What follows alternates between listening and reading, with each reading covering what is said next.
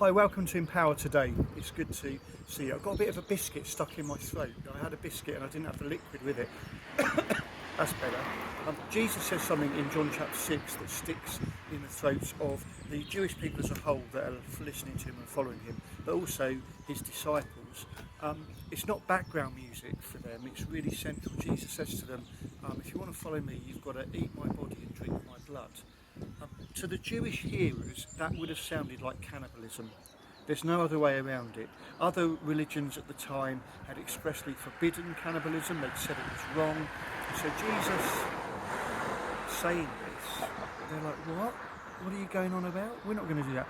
But they didn't understand that Jesus actually meant, when I die, I want you to remember my death through eating bread that is a representation of my body and drinking wine which is a representation of my blood, as a memory of all that I did for you, that we remember coming up to Easter.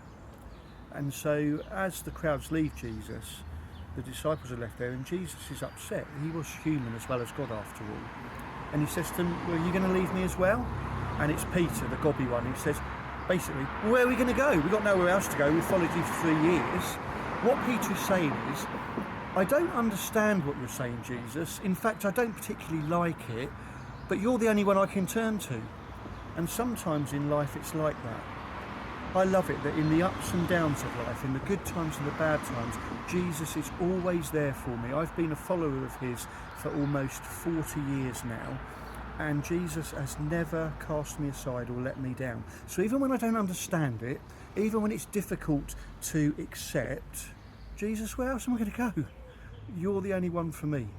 We've got an Alpha course starting at this church after Easter. Why not come along, look it up on our website and see what the basics of Jesus are all about. Take care. Have a great rest of the week.